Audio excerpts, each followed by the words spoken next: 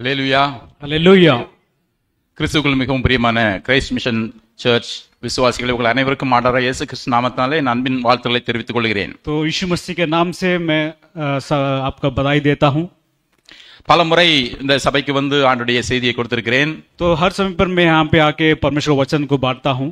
தமிழ் மக்களுக்காக தனியா கொடுத்திருக்கிறேன். तो हमारे तमिल विश्वासियों के लिए अलग से दिया हूँ. தமிழ் அல்லாதவர்களுக்காக இந்தி மொழிபெயர்ப்போடு கொடுத்திருக்கிறேன். तो हिंदी में भी यहाँ पे हम प्रचार किए हैं. இந்த நாளிலே 2 நபர்களையும் ஒருமித்து வைத்து இந்த ஒரு குறிப்பிட்ட ஒரு ஸ்பெஷல் ஒரு சிறப்பு ஆராதனையிலே கலந்து கொள்ளும்படியாக ஆண்டவர் கொடுத்த வாய்ப்புக்காக நன்றி துதிக்கிறேன். तो मैं परमेश्वर को धन्यवाद करता हूँ कि परमेश्वर ने ऐसा एक मौका दिया कि दोनों हिंदी और तमिल मिलके यहाँ पे जो आराधना है उसमें भाग लेने का मौका मिला. இந்த நாள் ஒரு முக்கியமான நாள் என்று உங்களுக்கு எல்லாருக்கும் தெரியும். तो आप सब जानते हैं कि आज का दिन एक विशेष दिन है. இது சரித்திரத்திலே மாத்திரமல்ல கிறிஸ்தவத்திலே நமக்கும் ஒரு கொண்டாடப்பட வேண்டிய ஒரு நாள். तो सिर्फ ये इतिहास में एक बड़ा दिन नहीं बल्कि जो मसीह लोगों के लिए एक बड़ा दिन है. ஆனால் மற்ற கொண்டாட்டங்கள் போன்று கிறிஸ்துமஸ் போன்றோ மற்ற லெந்து காலங்கள் போன்றோ அதிகமாக கொண்டாடப்படாத என்றால் அனுசரிக்கப்படாத ஒரு தினம் என்றால் இந்த உயிர்த்தெழுந்த பெருநாளாக இருக்கிறது என்று சொல்லி நான் நம்புகிறேன். जैसे कि जो दूसरे त्योहार से कंपेयर करेंगे तो ये एक ऐसा है कि जो ज्यादा लोग इसको मनाते नहीं. உங்கள் அனைவருக்கும் மீண்டும் எனது ஈஸ்டர் நல்வாழ்த்துக்களை தெரிவித்துக் கொள்கிறேன். मैं आप सबको फिर से यहाँ पे आपका जो ईस्टर का बधाई देना चाहता हूँ. ஈஸ்டர் என்ற வார்த்தையை பயன்படுத்தின உடனே சிலருக்கு கொஞ்சம் நெருடலாக இருக்கிறது. तो अगर ईस्टर करके हम जब कहते हैं तो कुछ लोग ऐसे शक होता है. ஏனென்றால் நம்ம வந்து கிறிஸ்துமஸா இருந்தாலும் சரி லெந்து காலமா இருந்தாலும் சரி ஈஸ்டர் இந்த உயிர்ப்பு பெருவிழா இருந்தாலும் சரி ஏதோ சில பல பாரம்பரியங்கள் உள்ளே வந்து அந்த பெயர் மற்றும் நடைமுறைகள் இருக்கிறது, அது உண்மைதான். ஆனால் அதையே பெருசுபடுத்திக் கொண்டு நம்ம கிறிஸ்தவர்களே சிலர் அந்த காரியத்தையே புறக்கணித்து விடுகிறார்கள். जैसे कि हम ऐसे क्रिसमस बनाते हैं या लेंटेस बनाते हैं या ईस्टर जो बनाते हैं, ज्यादातर लोग क्या होता है कि ऐसे एक परंपरा की जैसा त्योहार बनाते हैं, वैसा नहीं. அதனால உங்கள சிலருக்கு, எல்லாருக்கும் இல்ல சிலருக்கு கிறிஸ்துமஸ்னா வார்த்தை பிடிக்காது. तो ऐसे कुछ लोगों को क्रिसमस का दो शब्द बोलने से भी कुछ लोग पसंद नहीं करते. சிலருக்கு லெந்து நாள்னு சொன்னா பிடிக்காது. या किसी को लेंट डेज ऐसे करके बोलते तो उनको पसंद नहीं होता. சிலருக்கு ஈஸ்டர்னு சொன்னா பிடிக்காது. या किसी को ईस्टर करके हम जब कहते हैं तो कुछ लोग पसंद नहीं करते हैं. நானும் இந்த வார்த்தைகளை அப்படியே கொண்டாடி கொண்டிருக்கிறவன் அல்ல. तो हम भी ऐसे ये नहीं कि ऐसे जो शब्दों को हम त्योहार बना के चलते हैं. ஒவ்வொருவரும் இந்த வார்த்தைகளுக்கு பின்னால் ஒவ்வொரு பாரம்பரியத்தையும் ஒவ்வொரு காரணத்தையும் வைத்திருந்தாலும் तो हर लोग मतलब इस शब्द के पीछे एक परंपरा को रखे होने पर भी அந்த வார்த்தைகளுக்கு பின்னாடி இருக்கக்கூடிய காரியம் உண்மை என்பதை நாம் மறந்துவிடக் கூடாது. लेकिन उस परंपरा में एक ऐसे विशेष होता है उसको हम भूलने नहीं चाहिए. எனவே இந்த नाளிலே கிறிஸ்து இயேசு உயிர்த்தெழுந்த நாளாக நாம் நினைவு கூறிக்கொண்டிருக்கிறோம். तो हम यहाँ पे ऐसे याद करते हैं कि परमेश्वर का ये जो दिन है वो उसमें यीशु जी उठा. எனவே உங்கள் அனைவருக்கும் இயேசு கிறிஸ்து உயிர்த்தெழுந்த நாளின் வாழ்த்துதல்களை தெரிவித்துக் கொள்கிறேன். इसलिए हम बधाई देते हैं कि परमेश्वर का जी उठने का दिन का बधाई देते हैं. அதனால ரொம்ப விசித்திரமா இல்லைன்னா ஈஸ்டர் வார்த்தை பிடிக்காதவங்க என்ன சொல்றாங்க, ரிசரக்ஷன் டே. तो कोई लोग ऐसे ईस्टर का शब्द को पसंद नहीं करते तो वो लोग क्या कहते हैं कि रिजरेक्शन डे, जो जी उठने का दिन ऐसे कहते हैं. வார்த்தை எப்படி வேணாலும் இருந்து போட்டு, तो शब्द कैसे भी हो सकता है, மேட்டர் மறந்துடக்கூடாது. लेकिन उसका जो खास जो पॉइंट है उसको हम भूलना नहीं है. அதைத்தான் இன்று நாம் தியானிக்க இருக்கிறோம். तो उसी के विषय में हम यहाँ पे मनन करने आए हैं. நீங்க ஒரு நிமிஷம் யோசித்து பாருங்க. आप एक मिनट के लिए सोच के देखिए. இந்த உயிர்த்தெழுந்த தினம் என்று இல்லை என்றால் இயேசு கிறிஸ்து உயிர்த்தெழவில்லை என்று இருந்திருந்தால், अगर ये जो पुनरुत्थान अगर नहीं हुआ तो இந்த கிறிஸ்தவம் எப்படி இருந்திருக்கும்? ये मसीहत कैसे हो सकता है, ये क्रिश्चियनिटी कैसे हो सकता है. ஓகே, கிறிஸ்தவம் எப்படி இருந்திருக்கும்னு சொன்ன உடனே வந்து மற்ற மதத்தினரை நாம் ஒப்பிட்டு ஓகே அப்போ அப்படி இருந்திருக்கும் அப்படின்னு சொல்லி நினைக்க தோணும். तो हम उस समय पर हम ऐसे सोच सकते हैं कि दूसरे लोग के धर्म को हम कंपेयर करके सोच सकते हैं. எனவே இப்போது மற்ற மதத்தினரோடு நம்மை ஒப்பிட்டு நாம் பெரியவர்கள் என்று சொல்லிக் கொள்வதற்கான இது நேரம் அல்ல இது. लेकिन ये समय ये नहीं कि दूसरे धर्मों को हम कंपेयर करके यहाँ पे बोलें. நம்முடைய தனிப்பட்ட வாழ்க்கையை யோசித்து பார்ப்போம். हम अपने जो खुद की जिंदगी के बारे में सोच के देखें. கிறிஸ்து உயிர்த்தெழவில்லை என்று சொன்னால் கிறிஸ்தவர்களாகிய நாம் இருந்திருப்போமா? अगर मसीह जी नहीं उठा हो तो क्या हम मसीह लोग हो सकते हैं क्या? இப்போது நாம் அனுபவித்துக் கொண்டிருக்கிற கிறிஸ்தவ வாழ்க்கை என்பது நமக்கு இருக்குமா என்று சொல்லி நம்ம யோசித்து பார்ப்போம். तो हमें ऐसे सोचना चाहिए कि जो अभी जो जिंदगी हम जी रहे हैं, मसीह की जीवन जो जी रहे हैं, वो हो सकता है कि नहीं. இதற்கு ஆதாரமான ஒரே ஒரு வசனத்தை நான் உங்களுக்காக வாசிக்கிறேன். इसके आधार के लिए हम एक वचन को पढ़ेंगे.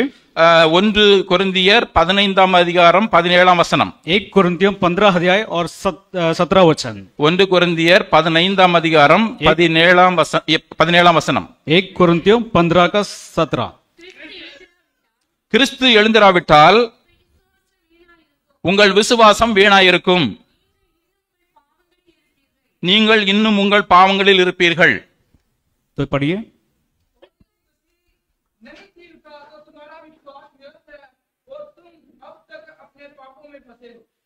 எனவே உயிர்த்தெழுந்த தினம் என்று ஒன்று இல்லை என்றால், अगर ये जो पुनरुत्थान के दिन अगर नहीं है तो, இயேசு கிறிஸ்து உயிர்த்தெழவில்லை என்று சொன்னால், अगर यीशु नहीं जी उठा तो இன்றைய கிறிஸ்தவம் எப்படி இருக்கும், ये क्रिश्चियनिटी कैसे हो सकता है, இன்றைய கிறிஸ்தவர்கள் எப்படி இருப்பார்கள் என்று சொல்லி நம்மை நாமே ஆராய்ந்து பார்ப்போம். और ये मसीह लोग कैसे हो सकते हैं करके हम अपने आप को जांचेंगे. இப்ப மட்டும் என்னவா அப்படித்தானே இருக்குது அப்படி சொல்லி நம்மள சிலர் நினைக்கிற உண்மைதான். तो लेकिन आप लोग सोच सकते हैं कि अभी भी कैसा है, अब तो ऐसे ही हैं करके सोच सकते हैं. எனவே இந்த உயிர்த்தெழுந்த தினத்தை, लेकिन ये जो जी उठने का दिन को இந்த வசனத்தின் அடிப்படையிலே और इस वचन के आधार पर நம்முடைய தனிப்பட்ட வாழ்க்கையை நாம் சீர்தூக்கி பார்ப்போம். हम अपने जो पर्सनल जिंदगी, जो अपने खुद की जिंदगी को हम जांचेंगे. நாம் சபையாக எப்படி ஆண்டவருக்காக சாட்சியாக பிரகாசிப்பது என்று சொல்லி யோசித்து பார்ப்போம். हम कलीसिया में परमेश्वर कैसे चमकेंगे करके सोचेंगे. அப்படி ஒவ்வொருவரும் செய்ய ஆரம்பித்தோம் என்று சொன்னால் கிறிஸ்தவம் தனித்து நிற்கும். अगर ये ऐसे सब एक एक इंसान ऐसे करेंगे तो क्रिश्चियनिटी जिंदा रहेगा. ஓகே, பரிசுத்த வேதாகமத்திலே உயிர்த்தெழுதலை குறித்து अनेक அதிகாரங்கள் கொடுக்கப்பட்டிருக்கிறது. तो इस बाइबल में अनेक ऐसे जो वचन है कि पुनरुत्थान के बारे में लिखा गया है. கிறிஸ்து பிறப்பை முன்னறிவித்தது இல்லை என்றால் அது சம்பந்தமான நிகழ்வுகளை காட்டிலும், जैसे कि यीशु का जो जन्म का बारे में बहुत लिखा है, இயேசு கிறிஸ்துவினுடைய மரணம் உயிர்த்தெழுதலை குறித்து தான் அதிகமாக வசனங்கள் பேசப்படுகின்றன பைபிளிலே. लेकिन परमेश्वर का जो मृत्यु होके जी उठने के बारे में अनेक ऐसे वचन लिखे गए हैं. இயேசு கிறிஸ்துவினுடைய பிறப்பின் நற்செய்தி விவரங்கள் எல்லாம் 2 சுவிசேஷங்கள் மட்டும்தான் விவரமாக கொடுக்கப்பட்டிருக்கிறது. तो यीशु का जन्म के बारे में सिर्फ 2 जो सुसमाचार में लिखे गए हैं. ஆனா இயேசு கிறிஸ்துவினுடைய மரணம் மற்றும் உயிர்த்தெழுதல் 4 சுவிசேஷங்களிலும் கொடுக்கப்பட்டிருக்கிறது. लेकिन यीशु का जो मृत्यु और उसका जी उठने का 4 सुसमाचार में लिखा गया है. குறிப்பா சொல்லுவதா இருந்தால் 4 சுவிசேஷத்திலும் கடைசி அதிகாரம் இந்த உயிர்த்தெழுதலை பற்றி மட்டுமே இருக்கிறது. और इस 4 सुसमाचार में आखिरी जो अध्याय है वो सिर्फ जी उठने के बारे में लिखा गया है. அதிலும் இயேசு கிறிஸ்துவோடு மார்பிலே சாய்ந்து அவரோடு நெருங்கி இருந்த யோவான் எழுதிய சுவிசேஷத்தை பார்த்தீங்கன்னு சொன்னால் 2 அதிகாரம் அதுக்கென்று ஒதுக்கி இருக்கிறார். लेकिन जो यूहन्ना, जो आप सब जानते हैं कि परमेश्वर के सीने में लगा हुआ जो चेला था, उसने 2 अध्याय उसके बारे में लिखा गया है. இயேசுக்கு உயிர்த்தெழுதலை குறித்து பரிசுத்த வேதாகமத்திலே புதிய ஏற்பாட்டிலே மட்டுமே 40 இடங்களிலே சொல்லப்பட்டிருக்கிறது என்று சொல்கிறார்கள். तो पुनरुत्थान के बारे में ही इस नया नियम में 40 जगह पे ऐसे लिखा है. குறிப்பாக சொல்வதா இருந்தால் இந்த 1 கொரிந்தியர் 15ஆம் அதிகாரம், ஒருவேளை நீங்கள் வேதாகமத்தை திறந்து வைத்திருக்கிறீர்கள், அந்த அதிகாரம் முழுவதுமாக அப்படியே ஒரு நிமிடம் மேலிருந்து கீழ் வரையும் ஒரு பார்வை பாருங்கள். तो अगर उस अध्याय को आपने खोल के रखा हो तो उस पूरे अध्याय को आप देखें. இந்த அதிகாரம் முழுவதும் உயிர்த்தெழுதலை குறித்து தான் சொல்லி இருக்கிறது. ये जो अधिकार जो लिखा है 1 कोरिन्थियों का, उसमें पूरे पुनरुत्थान के बारे में लिखा है. 58 அதிகார வசனங்களும் உயிர்த்தெழுதலை குறித்து தான் சொல்கின்றன. उसमें 58 जो वचन है उसमें पूरे पुनरुत्थान के बारे में लिखा है. குறிப்பாக முதல் 34 வசனங்களை பார்த்தோம் என்று சொன்னால் இயேசு கிறிஸ்துவினுடைய உயிர்த்தெழுதல் இப்போதைக்கு நாம் சிந்திக்க வேண்டிய விதமாக வெளிப்படையாக மிகவும் நேரடியாகவே கொடுக்கப்பட்டிருக்கின்றன. तो जो 1 से लेकर जो 34 वचन तक क्या है कि हम अभी जो ध्यान कर रहे हैं उसके बारे में लिखा गया है. முதல் 11 வசனத்தை நாம் மேலோட்டமாக பார்ப்போம் என்று சொன்னால் சுவிசேஷம் என்பது எப்படி இந்த உயிர்த்தெழுதலை மையமாக கொண்டது என்று முதல் 11 வசனத்தில் சொல்லப்பட்டிருக்கிறது. तो पहला 11 वचन क्या लिखा है कि परमेश्वर का सुसमाचार के बारे में लिखा है और पुनरुत्थान के बारे में लिखा है. 12 இருந்து 34 வரை பார்த்தோம் என்று சொன்னால் और 12 से लेके 34 तक वचन को हम देखते हैं तो அப்போஸ்தலர் பவுல் எப்படியாக அதனை நிரூபிக்கிறார் இல்லை என்றால் விளக்குகிறார் என்று சொல்லி நாம் பார்க்கிறோம். तो पौलुस अपने आप को कैसे स्थापित करता है करके देखते हैं. குறிப்பாக அந்த 12 இருந்து 19ஆம் வசனம் வரையும் பார்த்தோம் என்று சொன்னால் तो 12 से लेके 19 तक उस वचन तक देखते हैं तो அந்த இயேசு கிறிஸ்து உயிர்த்தெழவில்லை, இல்லை என்றால் உயிர்த்தெழுதல் என்பதே இல்லை என்று சொன்னால் அது என்ன நடக்கும், என்ன அதனுடைய விளைவுகள் என்னவா இருக்கும் என்று சொல்லுகிறார். अगर यीशु जीवित नहीं होता तो उसका नतीजा क्या होता है करके लिखा है. 20 இருந்து 28ஆம் வசனத்தை வரை பார்த்தோம் என்று சொன்னால் இயேசு கிறிஸ்துவினுடைய உயிர்த்தெழுதலும் நம்முடைய உயிர்த்தெழுதலும் குறித்து அந்த இடத்துல அவர் சொல்லுகிறார். और 20 से लेके जो 28 वचन तक जो वचन लिखा है यीशु मसीह का पुनरुत्थान के बारे में और हमारे जो पुनरुत्थान के बारे में लिखा है। இன்னும் 29 இருந்து 34 வசனம் வரை பார்த்தோம் என்று சொன்னால் கிறிஸ்துவினுடைய உயிர்த்தெழுதலுக்கு ஆதாரமாக இன்னும் சில ஆதாரங்களை அவர் வைக்கிறார். और लगातार उस वचन को हम जब पढ़ते आते हैं तो और भी ज्यादा जो वचन को पौलुस लिखता है. நான் இவ்வளவு முன்னரையாக காரியங்கள் சொன்னதுனாலே இன்னைக்கு பிரசங்கம் நாம் பெருசா 34 வசனத்திலிருந்து பண்ண போறேன்னு நினைச்சிராதீங்க. तो आप ऐसा मत डरना कि इतने सारे वचन को हम आज ध्यान करेंगे. நீங்கள் வீட்டுக்கு போய் உங்களுக்கு டைம் கிடைச்சுன்னு சொல்லுங்கன்னா நான் சொன்ன அந்த அடிப்படையில் முதல் 34 வசனத்தையும் இப்படியாக பிரித்து நீங்கள் ஒன்றுக்கு 2 முறை நீங்கள் அதை வாசித்து பாருங்கள். உங்களுக்கு அதனுடைய அருமை பெருமைகள் புரியும். आप जब अपने रूम को जाते हैं या घर को जाते हैं तो आप इस वचनों को आप ध्यान कीजिए. இப்போது அந்த ஒரு வசனத்தின் மையமாக வைத்து மாத்திரமே நாம் இந்த நாளிலே நாம் சிந்தனை செய்வோம். आज हम उस एक वचन के आधार पर यहाँ पे हम मनन करेंगे. கிறிஸ்து எழுந்திராவிட்டால் உங்கள் விசுவாசம் வீணாயிருக்கும், நீங்கள் இன்னும் உங்கள் பாவங்களில் இருப்பீர்கள். अगर यीशु अगर जीवित नहीं होता तो हमारा विश्वास व्यर्थ होता और हम पाप में मरे होते. இந்த இடத்துல நம்ம பார்க்கும் பொழுது இது ஒரு மையமான ஒரு வசனம். तो एक बीच वाला एक वचन है ये. இந்த வசனம் இந்த அதிகாரம் முழுவதிலுமே நம்ம பார்த்தோம்னு சொன்னா பவுல் ஒரு லாஜிக்கலாக இல்லைன்றால் லாஜிக்கலாக மாத்திரமல்ல தியாலஜிக்கலாக உயிர்த்தெழுதல் குறிப்பாக இயேசு கிறிஸ்துவினுடைய உயிர்த்தெழுதல் குறித்து சொல்லுகிறார். तो यहाँ पे पौलुस क्या करता है, एक लॉजिकल की तरह बोलता है और ऊपर से क्या है कि थियोलॉजी और बिब्लिकल मतलब ये वचनों के आधार पर यहाँ पे लिखता है. லாஜிக்கலோ தியாலஜிக்கலோ சொல்வது மாத்திரமல்ல, இதனை நாம் நம்பும் பொழுது அந்த விசுவாசம் தான் கிறிஸ்தவத்தினுடைய ஆதாரமாக ஃபவுண்டேஷனாக இருக்கிறது. लेकिन यहाँ पे खास बात क्या होता है कि और विश्वास ही यहाँ पे बहुत एक आधार होता है. எனவே கிறிஸ்துவினுடைய மற்ற எந்த அம்சத்தை நாம் பார்த்தாலும் பார்க்காவிட்டாலும் அவருடைய உயிர்த்தெழுந்த அம்சம் மாத்திரம்தான் அந்த கிறிஸ்தவத்தினுடைய அடிப்படை நம்பிக்கையாகவும் மற்றவர்களிடமிருந்து அவரை பிரித்து காட்டுவதாகவும் இருக்கிறது. तो यहाँ पे मसीह का अगर हम अर्थ कहते हैं तो क्या है कि यीशु पर विश्वास करना ही. இந்த உலகத்திலே பிறந்தவர்கள் எல்லாம் ஒரு நாள் சாகத்தான் போகிறார்கள். तो यहाँ पे जितने भी जन्म हुए हैं वो एक दिन तो मरना ही है. அதனால அது நம்ம கையில இல்ல, எப்பனாலும் ஒரு நாள் சாகதான் போறோம் அப்படின்னு சொல்லி சொல்றாங்க. तो कुछ लोग ऐसे कहते हैं कि ये जो जीवन हमारे हाथ में नहीं है, किसी न किसी दिन मृत्यु होना ही है. அதனால இருக்கிற வரையும் என்ஜாய் பண்ணிட்டு போயிட்டே இருக்கணும், அதனால ரொம்ப போட்டு ஆராய்ச்சி பண்ண கூடாதுன்னு சொல்லிக்கிறாங்க. तो इसलिए कुछ लोग ऐसे कहते हैं कि इसलिए चिंता नहीं करना, जितने दिन हम जीवित हैं उतना मौज मस्ती करके हम चला जाएंगे. சிலர் சொல்றாங்க இந்த உலக வாழ்க்கையில நம்ம எப்படி இருக்கிறோங்கிறத பொறுத்து தான் அடுத்த பரவில நம்ம அது நமக்கு கொடுக்கப்படும் என்று சொல்லி நினைக்கிறாங்க. तो कुछ लोग ऐसे कहते हैं कि इस जन्म में हम कैसे रहते हैं वैसे ही अगले जन्म में भी हम रहेंगे. ஆனால் கிறிஸ்துவத்தினுடைய ஆழமான நம்பிக்கை சொன்னால் ஒரு முறை மரிப்பதும் பின்பு நியாய தீர்ப்பு அடைவதும் மனுஷனுக்கு நியமிக்கப்பட்டிருக்கிறது. लेकिन मसीहत में क्या लिखा है कि एक जो इंसान अगर मृत्यु हो जाता है तो उसके लिए एक न्याय का दिन है. எனவே இந்த உலக வாழ்க்கையிலே நாம் எப்படியாக இந்த வாழ்க்கையை நாம் பார்க்கிறோம், तो इसलिए हम इस संसार के जीवन को हम कैसे देखते हैं, இந்த உலக வாழ்க்கையிலே கிறிஸ்து அவர் மீது நம்பிக்கை எப்படி வைக்கிறோம் என்பதை பொறுத்து और यीशु के ऊपर कैसे हम विश्वास रखते हैं.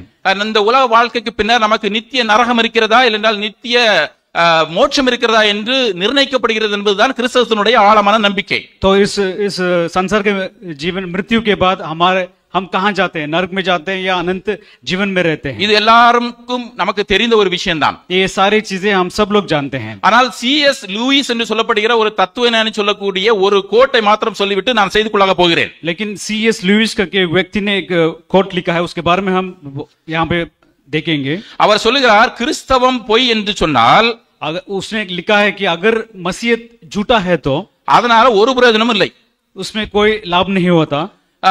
அது உண்மை என்று சொன்னால், अगर वो सच्चा है तो அதிலிருந்து கணக்கில்லாத நன்மைகள் இருக்கும். இன்ஃபினிட் இம்பார்ட்டன்ஸ், उसमें अनगिनत भला ही मिलता है. There is no medium importance. तो वहां पे ऐसा नहीं कि जो ऐसे मतलब थोड़े से लाभ मिले, वैसा नहीं. அதனால கிறிஸ்தவ நம்பிக்கையிலே இல்லைஎன்றால் கிறிஸ்தவத்திலே கொஞ்சம் நல்லது இருக்குது, கொஞ்சம் இப்படி இருக்குது அப்படி சொல்லி நம்ம நம்பிக்கிறதுல இல்லைன்னா அப்படி யோசிக்கிறதுல ஒரு யூஸும் கிடையாது. तो मतलब मसीहा में ऐसे थोड़े लाभ मिलेगा या नहीं मिलेगा ऐसे सोचने की जरूरत नहीं. கிறிஸ்தவத்தினுடைய ஆணித்தரமான நம்பிக்கையான இயேசு கிறிஸ்துவினுடைய உயிர்த்தெழுதல் உண்மை என்று சொல்லி நாம் நம்புவோம் என்று சொன்னால் அது சொல்கிற எல்லா காரியத்தையும் ஆணித்தரமாக நம்புவோம். तो अगर मसीहा जीवित उठा वो सच्चा है तो हम सारे चीजों को भी हमें विश्वास करना है। அதை நம்பவில்லை என்று சொன்னால் பைபிள்ல சொல்லப்படுகிற எந்த காரியத்தை நான் நம்பவில்லை என்று சொல்லி அர்த்தம். अगर मसीह के पुनरुत्थान को हम विश्वास नहीं करते हैं तो बाइबल में जो भी लिखा गया उसको हम विश्वास இந்த नहीं ரெண்டுக்கும் करते। இடப்பட்ட இடத்துல எனக்கு பிடிச்ச விஷயத்தை நான் நம்பிக்குவேன், பிடிக்க விஷயத்தை நம்பிக்க மாட்டேன்னு சொல்லி சொல்றதுல ஒரு யூஸும் இல்லை. तो इसलिए जो आपको पसंदीद है उसको मैं रख लूंगा और जो पसंद नहीं उसको नहीं रखूंगा करके कहेंगे तो कोई लाभ नहीं। ஓகே, இந்த பின்னணியிலே இந்த 17ஆம் வசனத்தை நாம் சற்று ஆழமாக கூர்ந்து तो பார்ப்போம். इस 17 वचन को और गहराई से हम देखेंगे। கிறிஸ்து உயிர்த்தெழாவிட்டால் अगर मसीहा जीवित न होता என்னென்ன நடக்கும் அப்படின்னு சொல்லிட்டு அந்த 17ஆம் வசனத்துல நம்ம பார்க்கிறோம். क्या क्या क्या होता है करके हम देखते हैं। 17ஆம் வசனத்திலே வந்து விசுவாசம் வீணா இருக்கும் என்று சொல்லப்பட்டிருக்கிறது. तो उसमें क्या लिखा है कि विश्वास व्यर्थ है करके लिखा है। இரண்டாவது நீங்கள் இன்னும் பாவத்திலே இருப்பீர்கள் என்று சொல்லி இருக்கிறது. और दूसरा क्या है कि आप पाप में फंसे होंगे करके लिखा है। அப்புறம் வசனம் 18 பார்த்தோம் என்று சொன்னால் और 18 वचन को हम देखते हैं, கிறிஸ்துவுக்குள் நித்திரையடைந்தவர்களும் கெட்டிருப்பார்களே. और जो भी मसीह में मरे हुए थे वो भी नाश होंगे। அதாவது நமக்கு முன்னோர்கள் இந்த நம்பிக்கையிலேயே இறந்து விட்டார்களே, இல்லைஎன்றால் நம்பிக்கையோடு இருந்தார்களே, அவர்களுக்கும் அதுவும் வேஸ்ட் ஆஃப். இது जो हमसे पहले जो लोग थे जो मृत्यु हुए थे, जो यीशु के ऊपर विश्वास रखे थे, वो भी उनका भी विश्वास व्यर्थ है करके लिखा है। 19ஆம் வசனத்தை பார்த்தோம் என்று சொன்னால் 19 वचन को हम देखते हैं, எல்லா மனுஷரை பார்க்கிலும் பரிதபிக்கப்படத்தக்கவர்களாக இருப்போம். तो सारे கிறிஸ்து உயிர்த்தெழாவிட்டால் எல்லா விசுவாசிகள் எல்லா மனுஷரை பார்க்கிலும் நாம் பரிதபிக்கப்பட்டவர்களாக இருப்போம். तो अगर यीशु अगर जीवित ना होता तो हम सारे लोगों से देखेंगे, कंपेयर करेंगे तो हम भी एक व्यर्थ हैं। ஓகே, எனவே இந்த பின்னணியிலேயே வசனம் 20 படி நாம் பார்க்கும் பொழுது और 20वां वचन को हम देखते हैं, கிறிஸ்துவோ மரித்தோரிலிருந்து எழுந்து और मसीह जो मृत्यु से जी उठा, நித்திரை அடைந்தவர்களில் முதற் பலனானார். पहले क्या है कि जो पहले जो मृत्यु हुए थे वो लोग पहले जी उठेंगे। எனவே கிறிஸ்து உயிர்த்தெழுந்தார் என்று நம்பக்கூடிய நம்பிக்கை தான் கிறிஸ்தவத்தினுடைய ஆதாரம் என்பதை நாம் மீண்டும் நினைவுபடுத்திக் கொள்வோமாக. हम फिर से याद रखेंगे कि परमेश्वर का जीवित जो हुआ है वही जो मेन चीजें हैं। இந்த பின்னணியிலே இந்த 4 காரியத்தை நாம் பார்ப்போம். கிறிஸ்து உயிர்த்தெழாவிட்டால் நம்முடைய 4 காரியத்தை நான் சொன்னேன். இந்த 4 காரியத்தை கொஞ்சம் அதிகமாக நாம் பார்க்கலாம். तो इन 4 विषयों को और गहराई से हम देखेंगे। முதல் காரியம், உங்கள் விசுவாசம் வீணாக இருக்கும். तो पहला क्या है कि आपका विश्वास व्यर्थ होगा। என்ன கிறிஸ்தவ விசுவாசம்? क्या है मसीह का जो विश्वास? விசுவாச பிரமாணம் அப்படின்னு சொல்லி சில சபைகள் அறிக்கையிடுறாங்க. तो कुछ लोग ऐसे क्या है कि जो विश्वास के न्याय है उसके बारे में बोलते हैं। ஆமா, ஆனா அத பாரம்பரியம்னு சொல்லக்கூடிய சபைகள்ல அந்த பேசிக் வசனம் கூட ஞாபகம் பை ஹார்ட் அவங்களுக்கு தெரியறது இல்ல. लेकिन जो परंपरा जो मसीहा लोग हैं उनको भी वो जो 10 आज्ञा के बारे में नहीं சொல்லிக்குவாங்க. எங்க வாழ்க்கையே விசுவாச வாழ்க்கை தானே, அதனால அந்த வார்த்தைகளுக்கு தெரிய வேண்டிய அவசியம் இல்லைன்னு சொல்லுவாங்க இல்லையா? लेकिन वो लोग कहते हैं कि हमारा जो विश्वास का जो जीवन है इसलिए वो 10 नियम की जरूरत नहीं है करके कहते हैं। ஓகே, நான் சிந்திக்கிறதுக்காக தான் சொல்றேன். அந்த விசுவாச பிரமாணத்தின்படி சொல்லப்படுகிற எல்லா காரியமுமே வீணாக காணப்படும் இயேசு கிறிஸ்து உயிர்த்தெழாவிட்டால். ये सारी चीजें व्यर्थ होगा अगर यीशु जीवित ना होता। எனவே அவர் கிறிஸ்து அந்த விசுவாச பிரமாணம் இல்லை என்றால் அதுவே அவருடைய உயிர்த்தெழுதலின் அடிப்படையில் தான் இருக்கிறது. और जो जो नियम जो दिए गए हैं वो भी क्या है कि मसीह का जी उठने का जो आधार पर ही खड़ा है। இயேசு கிறிஸ்துவின் உயிர்த்தெழுதல் இல்லாத கிறிஸ்தவ நம்பிக்கை எல்லாமே ஒரு வீணான நம்பிக்கை. तो यीशु अगर जो लोग विश्वास नहीं करते जैसे कि यीशु जीवित हुआ तो वो सब व्यर्थ होता है। அதுல ஒரு வல்லமையும் கிடையாது, और उसमें कोई सामर्थ नहीं होता, அதுல ஒரு பிரயோஜனமும் கிடையாது, उसमें कोई लाभ नहीं। அது ஓசையிடுகிற கைத்தாளம் போன்றதுதான், जैसे कि वो तालीम बजने पर भी आवाज नहीं आता, वैसे ஒரு எம்டி வெசல் போன்றதுதான், जैसे काली जो पात्र की तरह। சில நேரம் நம்ம நினைக்கலாம் வாட் இஸ் உண்மையிலே கிறிஸ்தவ விசுவாசம்னா என்னது? लेकिन हम सोचें कि सच्चा जो मसीहत क्या है। ஓகே, அவர் உயிர்த்தெழுந்தாரா இல்லையாங்கிற நம்பிக்கை இல்லாவிட்டாலுமே शायद आप लोग मतलब कुछ लोग विश्वास करें या ना कि यीशु जीवित उठा, जीवित है करके, அவர் எனக்கு ஆசீர்வாதங்களை தருவார், वो हमें आशीषित से भरता है, அவர் எனக்கு சமாதானத்தை தருவார், वो हमें शांति देता है, அவர் எனக்கு பொருளாதார ஆசீர்வாதத்தை தருகிறார், वो जो चीजें हैं वो हमको देता है, உடல் சுகத்தை தருகிறார், और हमें चंगाई देता है। அதெல்லாம் நம்பிக்கொண்டு இருந்தாலும் அது உண்மையான விசுவாசம் என்று சொல்ல முடியாது। तो ये सारे चीजें विश्वास करने पर भी ये सच्चा विश्वास है करके हम नहीं कह सकते। அப்படிப்பட்டதான ஒரு விசுவாசம் சுயநலமான ஒரு எதிர்பார்ப்போடு உள்ள ஒரு விசுவாசம் மட்டும்தான்। ये जो विश्वास है वो क्या है कि अपने आप मतलब सेल्फिश का एक विश्वास होता है। ஆனால் இயேசு கிறிஸ்து நம்முடைய உலக பிரகாரமான ஆசீர்வாதங்களை கொடுப்பதற்காக மாத்திரம் அவர் சிலுவையிலே மரித்து உயிர்த்தெழவில்லை. यीशु मसीह सिर्फ ये संसार की आशीष देने के लिए ही क्रूस पर मरा नहीं, இந்த உலக வாழ்க்கைக்கு பின்னரும் மறுமைக்குரிய காரியத்திற்காகத்தான் அவர் உயிர்த்தெழுந்தார். इस जीवन के बाद और जो नया जीवन है उसके लिए ही परमेश्वर जीवित उठा. எனவே அந்த வகையான ஆசீர்வாதத்திற்காகவும் நாம் அவரை நம்ப வேண்டும். तो उस अनंत जीवन के लिए भी हमें यीशु का विश्वास करना चाहिए. ஓகே, ஒருவேளை இயேசு கிறிஸ்து உயிர்த்தெழுகிற இந்த காரியத்திலே நமக்கு நம்பிக்கை இல்லை என்று சொன்னால், तो अगर यीशु जीवित नहीं है करके अगर हम विश्वास नहीं करते, எல்லாரும் போல நாமும் இயேசு கிறிஸ்துவை பெருமையாக சொல்லிக் கொள்வோம், அவர் பெரிய சீர்திருத்தவாதி என்று சொல்லி. तो हम भी दूसरे लोगों की तरह हम यीशु को बहुत महान करके हम बता सकते हैं. பைபிள்ல எல்லாம் தேவனுடைய வார்த்தை பொன்மொழிகள், இயேசு கிறிஸ்துவின் பொன்மொழிகள் சொல்லப்பட்டிருக்கிறது என்று சொல்லி நாம் சொல்லிக் तो கொள்வோம். हम सब ये कहते हैं कि जो वचन में जो भी वचन लिखा है वो सारे सच है करके हम कहते हैं. அப்படித்தான் நம்முடைய தேசப்பிதா என்று சொல்லப்படுகிறவரும் இல்லை என்றால் பல முன்னாள் தலைவர்களும் சொல்லிக் கொண்டார்கள், இயேசு கிறிஸ்துவை பற்றி பெருமையாகவும் பரிசுத்த வேதாகமத்தை பற்றி பெருமையாகவும். तो वैसे ही हमारे देश के जो पिता थे वो लोग ने ऐसे वचन के बारे में बहुत महान से बातचीत किया. ஆனால் மையமாக இருக்கக்கூடிய இயேசு கிறிஸ்துனுடைய மரணம் மற்றும் உயிர்த்தெழுதலை நம்பிக்கை இருந்து என்று சொன்னால், अगर जो मसीहत का जो आधार क्या है कि मसीह का मृत्यु होना और जी उठना, अगर ये उनके इसके ऊपर उनका विश्वास होता तो அப்படிப்பட்ட சொல்றவர்கள் இயேசு கிறிஸ்துவை வெறும் சீர்திருத்தவாதியாக மட்டும் பார்க்க மாட்டார்கள். तो वो सिर्फ यीशु को ऐसा नहीं देखेंगे कि जो चीजों को बदलने वाला, वैसा नहीं देखेंगे. அவரை ஒரு மத தலைவராக பார்க்க மாட்டார்கள். उसको एक जो धर्म का एक गुरु की तरह देखेंगे. இந்த வாழ்க்கைக்கு மாத்திரமல்ல மறுமை வாழ்க்கைக்கும் தரக்கூடிய ஆன்மீக ஒரு வழிகாட்டியாக அவரை எடுத்துக்கொள்வார்கள். तो उन्हें वो लोग ऐसे ग्रहण करेंगे कि ये सिर्फ ये जीवन नहीं बल्कि अनंत जीवन का भी उसका ही रास्ता है करके वो लोग विश्वास करेंगे. அப்படிப்பட்ட நம்பிக்கை இருக்குன்னு சொன்னால் இந்த பரிசுத்த வேதாகமத்தை பொன்மொழிகள் என்று சொல்ல மாட்டார்கள். तो अगर ये सारी चीजें वो विश्वास करते तो इस बाइबल को वो सिर्फ खास बात नहीं कहते या होली बाइबल ऐसा नहीं बोलते. இந்த வாழ்க்கைக்கு பின்னரும் நமக்கு வாழ்வை தரக்கூடிய ஜீவ வார்த்தை என்று சொல்வார்கள். इस जीवन के बाद जो अनंत जीवन के बारे में जो लिखा है उसके लिए क्या कहेंगे. எனவே இயேசு கிறிஸ்து மரித்து அப்படியே இருந்து போயிருந்திருந்தால் என்று சொன்னால், शायद यीशु ऐसे मर के जीवित ना होता तो இந்த வேதாகமும் இல்லை என்றால் வேதாகம தத்துவங்களும் ஒரு உலகத்திலே காணப்படுகிற எல்லா ஒரு தத்துவமும் வந்தே போயிருக்கும். तो जैसे कि दूसरी जो किताब है वैसे ये भी किताब भी हो सकता है. பெரிய பெரிய தலைவர்களுக்கெல்லாம் வீர வணக்கம் என்று சொல்லி பெருமையாக சொல்லிக் கொள்வார்களோ அதோடு முடிந்துவிடும். जैसे कि जो दूसरे गुरुओं को क्या बोलते हैं कि उसका नाम को जय मिले, वैसे यीशु का नाम भी जय मिले करके ऐसे हो सकता है. ஆனால் இயேசு கிறிஸ்து அதோடு நிறுத்தி விடவில்லை. लेकिन यीशु वहां पे नहीं रुका. ஒரு தலைவரை போன்று வீர வணக்கம் செலுத்தி விடக்கூடிய நாளாக நாம் விட்டுவிட வேண்டிய தலைவர் அல்ல அவர். जैसे कि बड़े लोगों का जो जय जयकार करते हैं वैसा नहीं. அதற்கு மேலாக அவர் உயிர்த்தெழுந்தார். उसके बढ़कर भी यीशु जीवित उठा. அவர் இன்றும் ஜீவிக்கிறார். और वो आज भी जीवित है. இன்றும் அவர் ஜீவிக்கிறாராக நம்மை காட்டிக் கொண்டிருக்கிறார். और हर समय वो जीवित है. அது எப்படி தெரியும்? वो हम कैसे जान सकते हैं? இன்றும் ஜீவிக்கிறார் என்று சொல்லி நான் கொஞ்சம் சொல்லுகிறேன் என்று சொல்லும் பொழுது உங்களுக்கு சந்தோஷமாக இருக்கிறது, நம்பிக்கையாக இருக்கிறது. यीशु अभी भी जीवित है करके जब हम कहते हैं तो आप लोग को विश्वास बढ़ता है और आप लोग खुशी होते हैं. ஆனால் அதனை எதிலே நாம் பார்க்க முடிகிறது? लेकिन हम कैसे देख सकते हैं कि यीशु जीवित है? பரிசுத்த வேதாகமத்தை வாசிக்கும் பொழுது இது வெறும் பொன்மொழிகள் அல்ல, ஜீவ வார்த்தைகள் என்று சொன்னேன். जब वचन को हम जब पढ़ते हैं कि वो सिर्फ ये बहुत खास बात नहीं बल्कि ये जीवित वचन है करके हमने कहा. இந்த வசனங்களை நாம் வாசிக்கும் பொழுது தனிப்பட்ட முறையிலே நாம் உற்சாகம் அடைகிறோம். जब हम अपने आप को जब हम पढ़ते हैं तो हम अपने आप को उत्सव मानते हैं. நமக்கு நல்ல ஒரு வாழ்க்கையிலே தெளிவு பிறக்கிறது. तो हम जब पढ़ते हैं तो हमारा ज्ञान सब खुलता है. இப்படி எல்லாரும் சொல்லுவாங்க. ये सारी चीजें सब लोग कहते हैं. ஆனால் இந்த நம்பிக்கை இருப்பவர்கள் மாத்திரமே சொல்வார்கள்.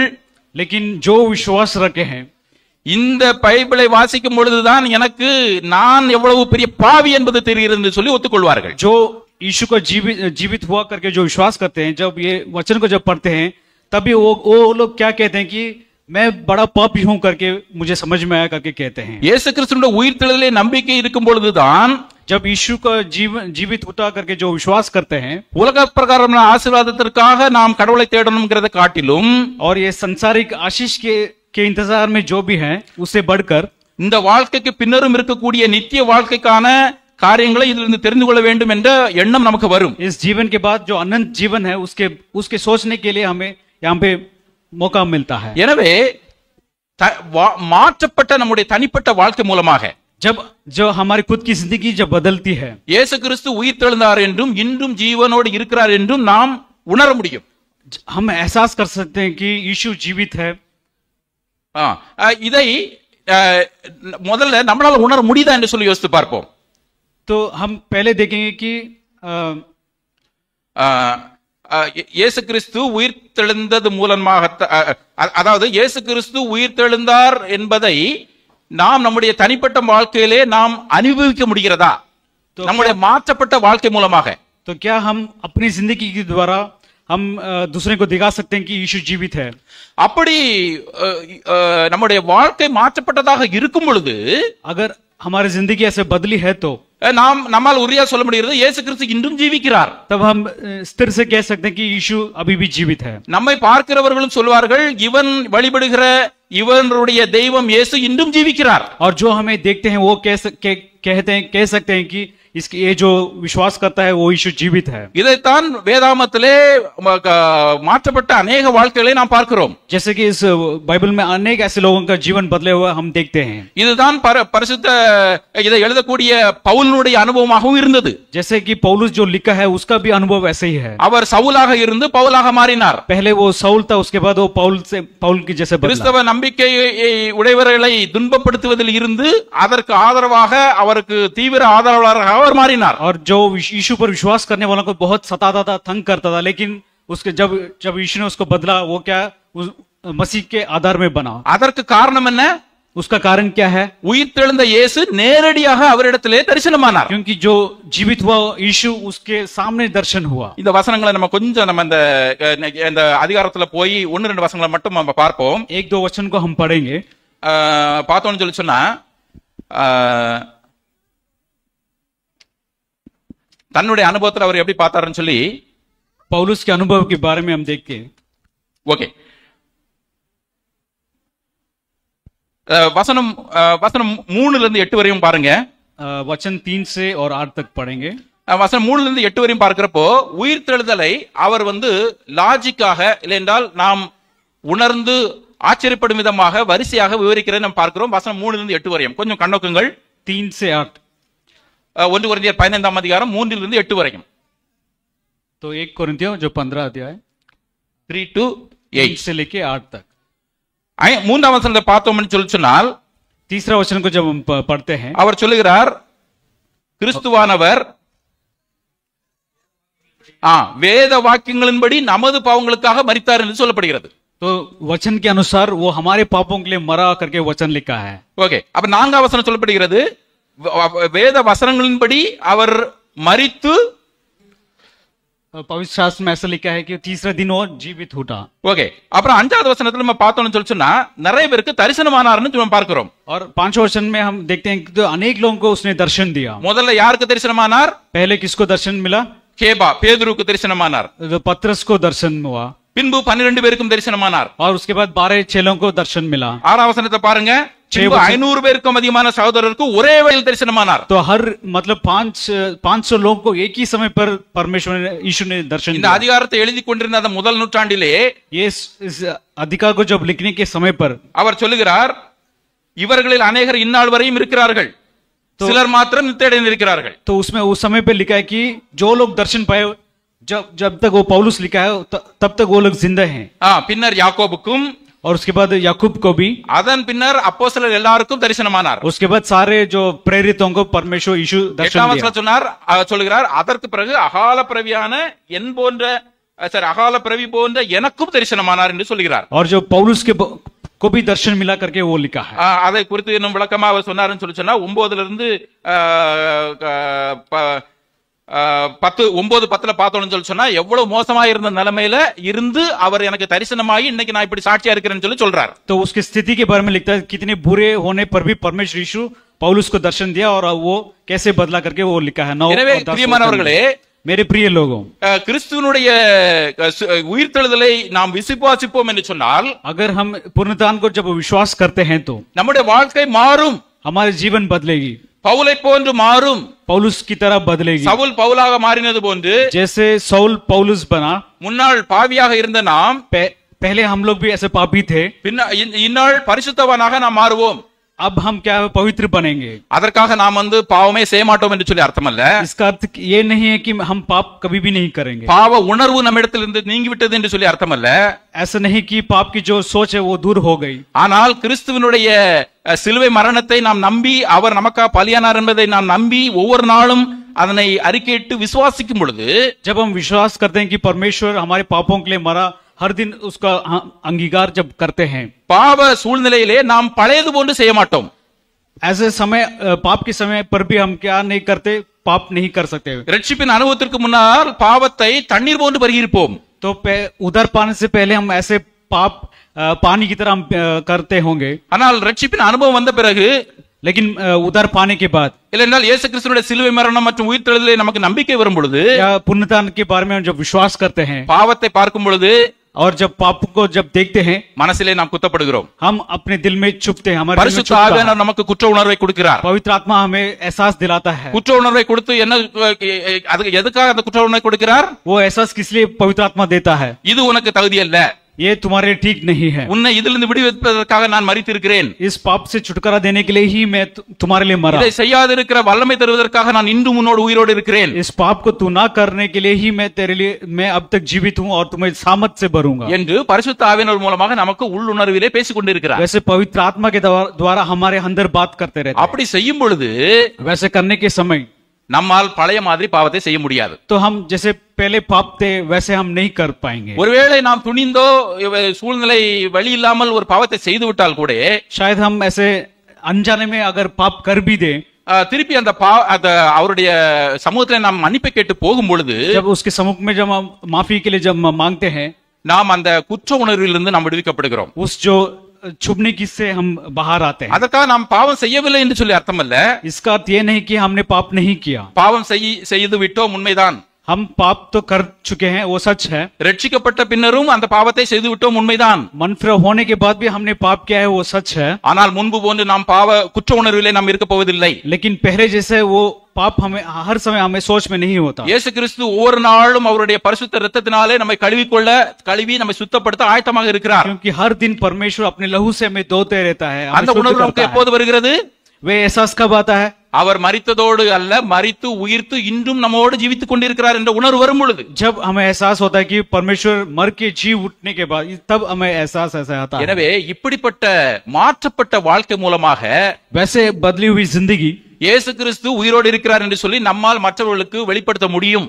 इसके द्वारा हम दूसरे लोगों को बता भी सकते हैं कि यीशु जिंदा है। அப்படி இருக்கிறதா என்று சொல்லி நம்மளுடைய வாழ்க்கையை நம்ம யோசித்து பார்ப்போம். वैसे हमारी जिंदगी है क्या करके हमें खुद जांचना है। எனவே இந்த வசனம் முதல் காரியத்தை தான் நான் சொல்லிக் கொண்டிருக்கேன். ஆனால் இரண்டாவது காரியத்தையும் கொஞ்சம் டச் பண்ணிவிட்டேன் என்று நினைக்கிறேன். तो हम दूसरे पॉइंट को भी हमने चुना करके मैं यकीन करता हूं। முதல் வசனம் என்னவென்று பார்த்தோம் என்று சொன்னால், உங்களுடைய விசுவாசம் வீணா இருக்கும். तो पहला हमने क्या देखा? आपका विश्वास व्यर्थ है करके हमने देखा।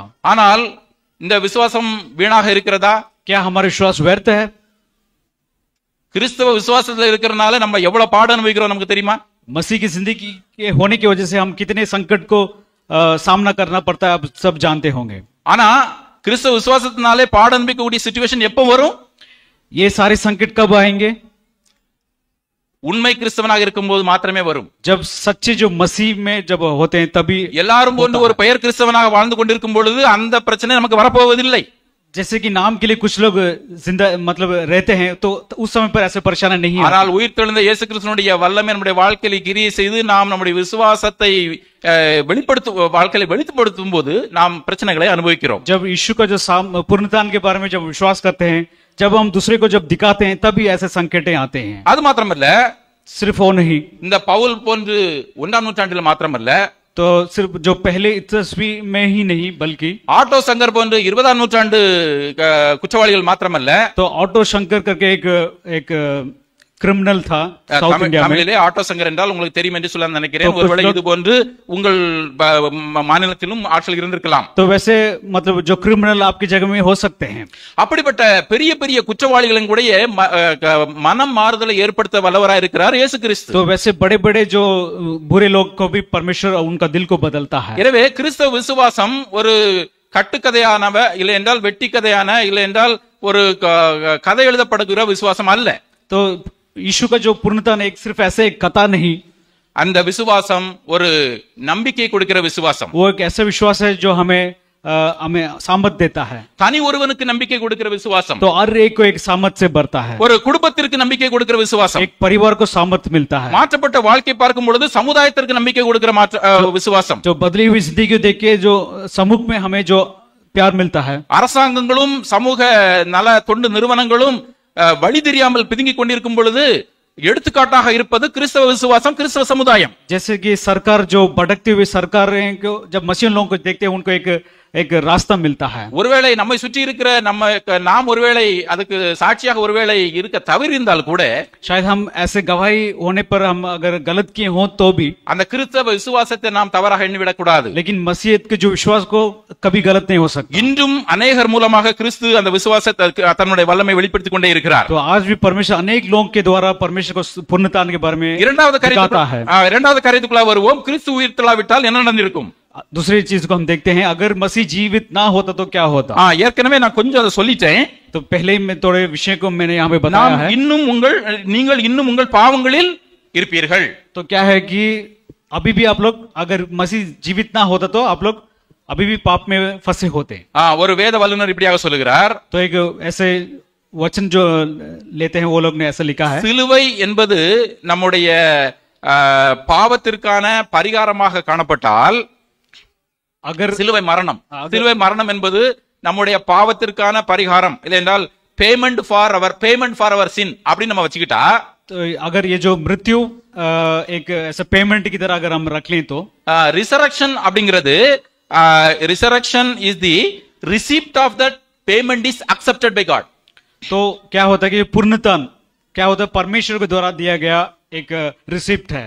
சோ அதனால சிலுவை மரணம், क्रूसिफिकेशन மரணம் என்பது ஒரு பேமெண்ட் ஃபார் அவர் சின். तो क्रूस का जो मृत्यु हो क्या है कि एक पेमेंट की तरह होता. ஆனா அந்த ரிசரக்ஷன் மூலமா தான் அந்த payment it was accepted by God. लेकिन वो पूर्णतन क्या होता है कि एक रिसिप्ट की तरह हमको दिया गया है. ரோமர் 4:25 யாராவது ஒருத்தர் வாசியுங்கள்.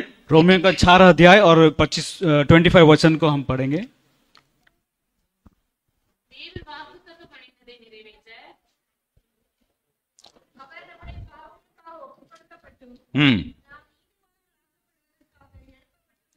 அவர் நம்முடைய பாவங்களுக்காக ஒப்பு கொடுக்கப்பட்டும் நாம் நீதிமான்களாக்கப்படுவதற்காக எழுப்பப்பட்டும் இருக்கிறார். वह हमारे अपराधों के लिए पकड़वाया गया और हमारे धर्मी ठहराने के लिए जिलाया भी गया. எனவே இந்த உயிர்த்தெழுந்த தினத்தை நினைவு கூறுகின்ற நாம், तो इसलिए आज हम जो पुण्यदान के बारे में हम यहाँ पे मना रहे हैं, நீதிமான்களாக்கப்பட்டு கொண்டிருக்கிறோமா என்று சொல்லி நாமே ஆராய்ந்து तो பார்ப்போம். हम अपने आप को एहसास करना चाहिए, मतलब जांचना चाहिए कि क्या हम धर्मी हैं. நீதிமான் என்று சொல்லப்படும் பொழுது பாவமே செய்யாதவன் என்று அல்ல. तो धर्मी का अर्थ ये नहीं कि वो व्यक्ति ने पाप ही ना किया हो. ஏற்கனவே சொன்னது போன்று கிறிஸ்தவ நம்பிக்கையில வரும்போது இயேசு கிறிஸ்துவை அவருடைய சிலுவை மரணத்தை நம்பும் பொழுது நாம் பாவமே செய்ய மாட்டோம் என்று அல்ல. ऐसा नहीं कि जब हम यीशु का पुण्यदान को जब विश्वास करते हैं तो हम पाप ना करें. ஆனால் பழையது போன்று செய்ய மாட்டோம், குற்ற உணர்வு வரும், அதிலிருந்து தேவன் விடுவிப்பார் என்று சொன்னேன். तो क्या होता है कि जब यीशु पर मतलब पुण्यदान को जब विश्वास करते हैं तो हम उस पाप के एहसास को नहीं बल्कि पापों से क्षमा हमें मिलता है. அதுதான் இந்த வசனத்தில் உறுதிப்படுத்தப்படுகிறது. तो इसलिए ये वचन जो है उसके आधार पर है. நாம் நீதிமான்களாக்கப்படுவதற்காக எழுப்பப்பட்டிருக்கிறார். तो हमें धर्मी ठहराने के लिए ही परमेश्वर को जिलाया गया है. எனவே அவர் எழுப்பப்படவில்லை என்று சொன்னால், இயேசு கிறிஸ்து உயிர்த்தெழவில்லை என்று சொன்னால், अगर यीशु अगर जिलाया ना होता तो நாம் எல்லாரும் போன்று இன்னும் பாவிகளாகவே இருப்போம். हम लोग अभी भी पाप में फंसे होते, நாம் நீதிமான்களாக்கப்பட போவதில்லை. और हम कभी धर्मी ना ठहराते. ஆனால் நம்மை அவர் நீதிமான்களாக்கி இருக்கிறார். लेकिन यीशु ने हमें धर्मी ठहराया है. கண்டிப்பாக அதனை நிறைய பேர் அறிக்கையிட முடியும். तो हम अनेक लोग ऐसे इसको अंगीकार कर सकते हैं. ஆனா சாத்தான் எப்பவுமே என்ன சொல்லுவான்? लेकिन शैतान क्या कहता है? நீ ரட்சிக்கப்பட்டு இத்தனை வருஷம் ஆயிடுச்சு, वो कहता है कि मनफरा होके इतना साल हो चुका है, நேத்து கூட நீ அந்த பாவத்தை பண்ணியே, लेकिन तुमने कल भी वो पाप किया था. அப்போ நம்ம சொல்லணும், तब हमें कहना है அந்த உணர்வு வந்தது உண்மைதான், तो वो एहसास आया सच है, ஆனால் அதனை நான் மனப்பூர்வமாக செய்யவில்லை, लेकिन वो मेरे मन से वो पाप नहीं किया. கிறிஸ்து எனக்கு விடுதலை தந்தார், तो यीशु ने मुझे छुटकारा குற்றத்திலிருந்து दिया விடுவித்திருக்கிறார், और एहसास से बाहर निकाला, இன்றோ நாளைக்கோ வரப்போகிற அந்த சூழ்நிலையிலிருந்து இன்னும் விடுவிப்பார் என்று சொல்லி அவன் முன்பாக அறிக்கையிட வேண்டும். तो हम उसके सामने हमें अंगीकार करना चाहिए कि यीशु जल्दी आना है, आने அப்படி वाला நாம் है। வந்து இயேசு கிறிஸ்துவினுடைய உயிர்த்தெழுந்த வல்லமையின் மீது நம்பிக்கை வைக்கும் பொழுது और जब पुनरुत्थान के ऊपर जब विश्वास रखते हैं, நாம் பாவங்களிலேயே இருக்க மாட்டோம், हम पापों पे ही नहीं रहते நீதிமான்களாக்கப்படுவோம். और हम धर्मी ठहराते हैं। இப்போ நீதிமான்களாக்கப்படுவோம் என்று சொல்றப்போ ஒரு சின்ன ஒரு இல்லஸ்ட்ரேஷனை சொல்றேன், நீங்க புரிஞ்சுக்கோங்க. तो धर्मी का एक यहाँ पे एक इलस्ट्रेशन हम இப்போ बताएंगे। வந்து நீதிமன்றம் கோர்ட்டுகள்லாம் இருக்குது, கோர்ட் இருக்குது, நீதிமன்றம் இருக்குது. तो सारे लोग जानते हैं कि कोर्ट, ஒருத்தவங்க மேல வழக்கு தொடுக்கிறாங்க, तो एक के ऊपर केस डाला गया है, அப்படின்னா ஒருத்தர் குற்றம் சாட்டப்படுகிறார். मतलब एक अपराधी ठहराया गया है। அப்போ அந்த சூழ்நிலை எப்படி இருக்கும்? और वो स्थिति कैसे होता? அப்ப அந்த குற்றம் சாட்டப்பட்டவர் ஏதோ 100% தப்பு பண்ண மாதிரியே எல்லாமே வெளிப்படுத்தப்படும். तो अपराधी के ऊपर क्या हो देखते हैं, तो उसके सारे जुर्म उसने क्या है करके सब लोग देखते हैं। ஆனால் நீதிமன்ற தீர்ப்பு வரும் பொழுதுதான் அதுல எது உண்மை என்றது நமக்கு தெரிய வரும். लेकिन जब जो जज जब उसका नतीजा देते हैं तभी सब पता चलेगा कि उसने क्या जुर्म किया है। ஆனா அநியாயமா சரி, அது துரதிர்ஷ்டவசமாக நீதிமன்றங்களே அநீதிமன்றங்களாக செயல்படுகிறது, அது வேற விஷயம். तो ऐसा होता है कि आज के समय पर कोर्ट क्या करते हैं, उस गलत को सच बोलते हैं और सच को गलत बोलते हैं। ஆனால் நீதிமன்றத்திற்கு சொல்லி மாண்பு இருக்கிறது.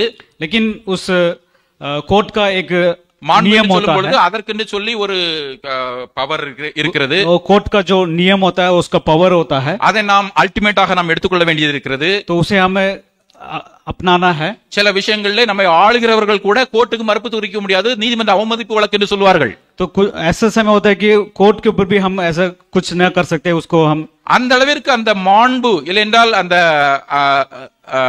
அந்த மாட்சிமை மிகுந்த அந்த நீதிமன்றத்தினுடைய ஒரு காரியத்தை நீங்கள் பாருங்கள். तो उस कोर्ट के विषय पे हम देखते हैं, அவர் அந்த கோர்ட் ஒருவனை விடுவித்து விட்டால், अगर वो जो कोर्ट किसी को रिहा कर दिया तो அவன் நிரபராதி தான். तो वो क्या हो गया कि वो निरपराधी होता है। ஆனால் அவன் குற்றம் சாட்டப்பட்டவனா இல்லையா என்பது அவனுக்கும் தெரியும், குற்றம் செய்தவனா இல்லையா என்றால் சொல்லி அவனுக்கும் தெரியும், சுற்றி இருந்தவர்களுக்கு தெரியும். लेकिन वो व्यक्ति खुद जानता है कि उसने गलत किया या नहीं किया।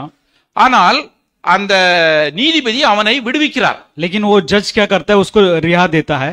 விடுவிக்கும் பொழுது எப்போதுமே வந்து கட் அண்ட் ரைட்டா இதுதான் நடந்தது, இவன் தப்பு பண்ணல அப்படிங்கிற மாதிரி ஒரு முடிவை எடுக்க முடியாது, எடுக்க மாட்டார்கள். तो वहां पे ऐसे निर्णय नहीं कर सकते कि इसने ऐसा किया, ऐसा नहीं किया। சில பல சூழ்நிலைகள் எல்லாம் வச்சு ऐसे सारी स्थितियों को रख कर அவனுக்கு வந்து என்ன சொல்லுவாங்க, இவன் தப்பு பண்ணி இருக்கிறான், ஆனாலும் இந்த மாதிரி எல்லாம் நடந்ததுனால, இந்த தப்பு பண்ணனால இவனுக்கு இவ்வளவுதான் தண்டனை, நீங்க நினைக்கிறபடி தூக்கு தண்டனை எல்லாம் கொடுக்க முடியாது, இவனுக்கு வந்து 5 வருஷம் ஆயுள் தண்டனை போதும்னு சொல்லுவாங்க. लेकिन वहां पे जज क्या कहता है कि इसने गलत तो किया, लेकिन ये सारे आधार को रख के हम इसे फांसी तो नहीं दे सकते करके जजमेंट देते हैं। அப்புறம் சொல்லுவாங்க 8 வருஷம் 10 வருஷம் வழக்க நடத்திவிட்டு और कुछ ऐसे सालों तक वो केस चलता रहता, நீங்க ஒழுங்கான சாட்சிகளை கொண்டு வரல, இவன் மேல நீங்க நிரூபிக்க முடியல, அதனால நான் இவனை விடுவிக்கிறேன்னு சொல்லுவாரு. तो जज क्या कहता है कि इसके ऊपर इतना आधार नहीं है, इसलिए मैं इसको रिहा करता हूं करके जज कहता है। அதனால அவன் உத்தமன் ஆயிட்டானா? इसकी वजह से क्या वो जो अपराधी ஆனால் सही हो गया? அந்த கோர்ட்டினால் விடுவிக்கப்பட்ட பிறகு அவன் உத்தமனாக திரியறதுக்கான உரிமை இருக்கிறதா இல்லையா? अगर वो कोर्ट उसको रिहा कर दिया तो वो क्या वो सच्चा है? அதுபோன்றுதான் கிறிஸ்தவ விசுவாசிகள் நாம் பாவிகளா பாவம் செய்கிறவர்களா இல்லையா என்பதை நாம் நிர்ணயிப்பது. तो इसलिए मसीह लोग क्या कि हम पाप किए हैं या नहीं करके हमें जांचना है। உலகம் ஒருவேளை நம்ம சொல்லும், तो शायद ये संसार हमें कह सकता है, வாரம் ஃபுல்லா தப்பு பண்ணிக்கிட்டு, வாரம் முழுவதும் தப்பு तो பண்ணிக்கிட்டு हफ्ते भर हम पाप करते हैं, ஞாயிற்றுக்கிழமை போய் பாவ மன்னிப்பு கேட்டு வந்துருவானுங்க. लेकिन रविवार को जाके प्रार्थना करके पाप से क्षमा ले लेते हैं। நம்மளே பலரும் அப்படிதான் இருக்கிறோம், அதனால சொல்றாங்க. तो अनेक लोग ऐसे हैं, इसलिए इस संसार के लोग ऐसे हमसे कहते हैं। அதனால அது நம்ம அதை குறித்து நம்ம வந்து வெக்கப்பட வேண்டிய விஷயம். इसके लिए हमें दुख की बात ये है, ஆனால் ஒரு காரியத்தை நாம் உண்மையாக புரிந்து கொண்டு இயேசு கிறிஸ்துவினுடைய உயிர்த்தெழுந்த வல்லமைக்கு நாம் சாட்சியாக இருக்க வேண்டும். तो हम एक चीजें हमें याद रखना चाहिए कि परमेश्वर यीशु का पुनरुत्थान पर जब विश्वास करते हैं, எப்படி என்றால் கோர்ட்டின் மூலமாக விடுவிக்கப்பட்ட ஒருவர் அவர் தவறு செய்யவில்லை என்பதனால் விடுவிக்கப்படவில்லை, சில பல சூழ்நிலைகளினால் அவர் விடுவிக்கப்பட்டிருக்கிறார். तो जैसे कि वो कोर्ट में जिस व्यक्ति को वो गलत करने पर भी लेकिन उस कोर्ट ने उसको रिहा कर दिया, वैसे எனவே நாம் பாவம் செய்யாதனாலே நம்மை நீதிமான் என்று சொல்லி தேவன் சொல்லவில்லை. அவர் நம்முடைய பாவங்களுக்காக தன்னுடைய சொந்த ரத்தத்தை சிந்திவிட்டதினாலே அந்த தியாகத்தை நான் நம்பும் பொழுது நம்முடைய பாவத்தை மறைத்து அதனை நீக்கி அதனுடைய தண்டனையை குற்ற உணர்வை நீக்கி அவர் நம்மை நீதிமான் என்று சொல்லுகிறார். तो परमेश्वर हमें इसलिए धर्मी ठहराया क्योंकि उसने हमारे पापों को क्षमा किया और हमें उस पापों से छुड़ाया है. எனவே உலகத்தின் பார்வையிலே ஒருவேளை நாம் பாவியாக தோன்றும் அவர்களுக்கு, शायद इस संसार के लोग हम उसकी नजरों में हम पापी हो सकते हैं, ஆனால் உள்ளுணர்வே நமக்கு தெரியும் ஆண்டவர் நம்முடைய பாவங்களை மன்னித்திருக்கிறார். लेकिन हमारे दिल के अंदर हम जानते हैं कि परमेश्वर ने हमें पापों से छुटकारा दिया நம்மை है நீதிமானாக்கி இருக்கிறார். और हमें धर्मी ठहराया தொடர்ந்து நீதிமான் ஆக்குவார். और लगातार हमें धर्मी ठहराएगा நியாய தீர்ப்பு நாளிலே நம்மை அவருடைய நித்திய வாழ்க்கையிலே மோட்சத்திலே நம்மை எடுத்துக்கொள்வார் என்ற நம்பிக்கை நமக்கு இருக்கிறது. न्याय के दिन में परमेश्वर हमें उसके अनंत जीवन की ओर ले जाएगा करके हमें विश्वास है. எனவே அப்படிப்பட்ட உள்ளத்தோடு அந்த உணர்வோடு நாம் வாழ்கிறோமா என்று யோசித்து பார்ப்போம். तो वैसे हम जीते हैं क्या करके हमें जांचना है. எனவே இயேசு கிறிஸ்துவினுடைய உயிர்த்தெழுந்த தினத்தையும் உயிர்த்தெழுந்த விஷயத்தையும் நாம் யோசித்துக் கொண்டிருக்கிற நாளிலே तो यीशु के जो पुण्यदान के दिन में यीशु का जी उठने के बारे में हम जब सोचते हैं நம்முடைய பாவ வாழ்க்கை ஒவ்வொரு நாளும் அந்த உயிர்த்தெழுந்தனுடைய வல்லமையை அனுபவிக்கிறதா என்று சொல்லி யோசித்து பார்ப்போம். तो हमें जो हमारे जो पापों की जिंदगी उस पुण्यदान के बारे में सोचता है क्या करके हमें जांचना நேற்றை है. விட இன்று கொஞ்சம் கூடுதலாக, तो कल से आज थोड़ा और भी धर्मी, இன்றை விட நாளை இன்னும் கொஞ்சம் கூடுதலாக, तो आज से कल और भी धर्मी, நாளை மறுநாளை விட அதுக்கு அடுத்த நாள் இன்னும் கொஞ்சம் கூடுதலாக, और उस दिन के बाद और भी ज्यादा बढ़ते ही जाना है. இப்படி கொஞ்சம் கொஞ்சமாக ஆண்டவருடைய வருகை நாள் வரையும் இல்லை என்றால் நம்முடைய மரண நாள் வரையும் நாம் அவரை நெருங்கி சேரும் பொழுது तो मृत्यु दिन तक हम परमेश्वर के सामने जब जाते रहते हैं நாம் நீதிமான்களாவோம். तभी हम धर्मी ठहराएं. அந்த ஒரு வாய்ப்பை இயேசு கிறிஸ்து நமக்கு உயிர்த்தெழுதல் மூலமாக கொடுத்திருக்கிறார். तो वैसे एक मौका परमेश्वर इस पुण्यदान के द्वारा हमें दिया गया है. எனவே கிறிஸ்து உயிர்த்தெழாவிட்டால் अगर मसीह जीवित ना होता तो நாம் இன்னும் நம்முடைய பாவங்களிலே இருந்து கொண்டிருப்போம். अब अभी भी हम पापों पे फंसे रहते हैं. கிறிஸ்து உயிர்த்தெழுந்தார் என்று சொல்லி நம்புகிறோமே, जो हम विश्वास करते हैं कि परमेश्वर पुण्यदान पाया है, நாம் இன்னும் பாவங்களிலே இருந்து கொண்டிருக்கிறோமோ? क्या हम अभी भी पापों पे फंसे हुए हैं? நம்மை நாம யோசித்து பார்ப்போம். हम अपने आप को सोचना है. விடுதலை தர ஆண்டவர் வல்லமை உள்ளவராக இருக்கிறார். छुटकारा देने वाला परमेश्वर से हो सकता है. நேரம் கருதி இன்னும் 10-12 நிமிடத்தில் நான் முடிக்க இருக்கிறேன். और 10 मिनट में इस वचन को हम இன்னும் समाप्त இரண்டு करेंगे காரியத்தை நாம் பார்க்க இருக்கிறோம். और 2 विषय के बारे में देखेंगे. 12ஆம் வசனத்தை நீங்கள் பாருங்கள். 12 वचन को हम देखते हैं. கிறிஸ்து உயிர்த்தெழாவிட்டால், अगर मसीह जीवित ना होता, 1 கொரிந்தியர் 15ஆம் அதிகாரம் 18ஆம் வசனத்தை பார்க்கிறோம். 1 कोरिन्थियों 15 अध्याय 18 वचन. கிறிஸ்து எழுந்திராவிட்டால் அதனுடைய தொடர்ச்சியாக 18லே பார்க்கிறோம், கிறிஸ்துவுக்குள் நித்திரையடைந்தவர்களும் கெட்டியிருப்பார்களே. तो मसीह में जो लोग मृत्यु पाए हैं वो भी नाश हुए होंगे. இது நம்முடைய நம்பிக்கை, நம்முடைய விசுவாசத்தை விட்டுருங்க.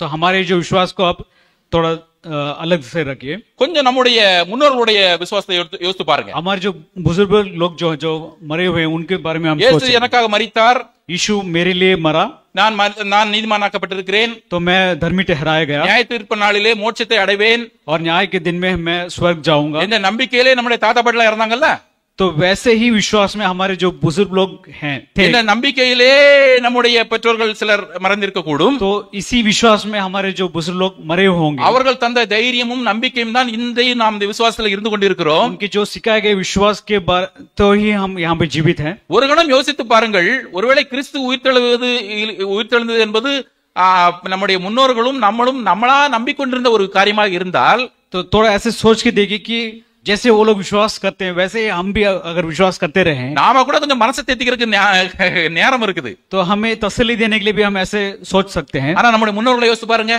लेकिन हमारे जो बुजुर्ग लोग के बारे में थोड़ा सोचिए. பாவம் அந்த நம்பிக்கையிலே செத்து போயிட்டாங்க.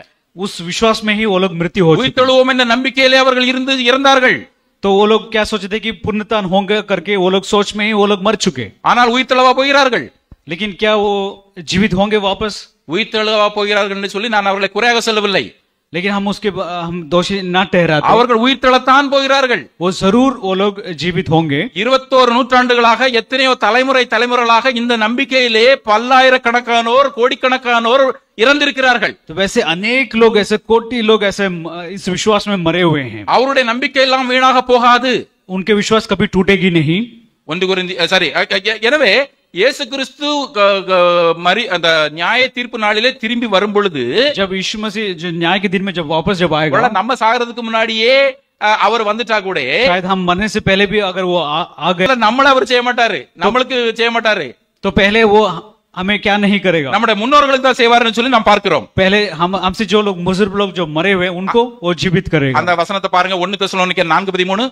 1 தெசலோனிக்கர் किताब में 1 தெசலோனிக்கர் 4:13 யாராவது வாசிங்க. 4 अध्याय और 13 वचन. நம்பிக்கையற்றவர்களான மற்றவர்களைப் போல ம் துக்கித்து ம் மகிழாதிருக்க எனக்கு மனதில்லை. ம் இயேசுவானவர் மரித்து பின்பு எழுந்திருந்தார் என்று விசுவாசிக்கிறோமே. ம் அப்படியே இயேசுவுக்குள் இணைந்தவர்களும் தேவன் அவரோட கூட கொண்டு வருவார். ஆ அப்போ இயேசு கிறிஸ்து வருவார்னு சொல்லி நம்ம நம்பிக்கிட்டு இருக்கோம். तो हम लोग ऐसे विश्वास में है कि यीशु वापस आएगा करके विश्वास में है। இயேசு கிறிஸ்து வரப்போ வேற யாரெல்லாம் வர போறாங்க? यीशु जब आएगा तो और कौन उसके साथ आएगा? இந்த நம்பிக்கையோடு நித்திரையடைந்தவர்கள் வர போறாங்க. और जो लोग इस विश्वास में मरे हुए वो भी उसके साथ आएंगे। எனவே இயேசு கிறிஸ்து உயிர் தெழுந்தாரா இல்லைன்னு நமக்கு சந்தேகம் வர வேண்டிய அவசியமே கிடையாது. इसलिए हमें शक नहीं करना है कि यीशु पूर्णतः मतलब இத்தனை தலைமுறையினர் இந்த நம்பிக்கையிலே இருந்திருக்கிறார்கள். इस विश्वास में अनेक लोग ऐसे मरे हुए हैं। அவர்கள் எல்லாம் எழுப்பி கொண்டு வந்துதான் தேவன் நம்மை நியாயம் தீர்க்க வரப்போகிறார். तो पहले इन सब को जिला के उसके बाद ही वो न्याय करने के लिए அதுவே நமக்கு ஒரு நம்பிக்கை கொடுக்கிறது. இயேசு கிறிஸ்து இன்றும் இயேசு கிறிஸ்து உயிர் தெழுந்தார். तो ये एक हमें विश्वास दिलाता है कि यीशु जीवित हुआ है। மற்ற மதத்தினருக்கும் நமக்கும் இருக்கிற ஒரு பெரிய ஒரு நம்பிக்கையே மரணத்தின் மீது நமக்கு இருக்கிற ஒரு நம்பிக்கை தான். तो दूसरे धर्म और हमारे धर्म में एक अंतर होता है कि जो पुनरुत्थान के बारे में மரணத்தோடு இந்த வாழ்க்கை முடிந்து விட போகிறது இல்லை. सिर्फ ये मृत्यु से हमारा जो जिंदगी अंत नहीं होता, அதற்கு பின்னர் ஒரு வாழ்க்கை இருக்கிறது. इस मृत्यु के बाद एक और जिंदगी है। அப்படி சில மதங்கள் நம்பினாலும் वैसे कुछ धर्म विश्वास करते हैं।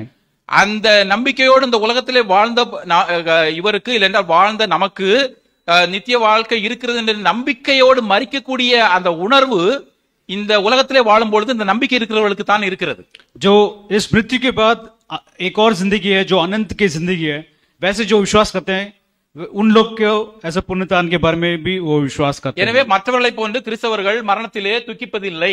इसलिए मृत्यु के समय पर दूसरे लोग की तरह मसीह के लोग दुख नहीं होते, அதனால அழமாட்டாங்கன்னு கிடையாது. इसका अर्थ ये नहीं कि कोई रोता नहीं।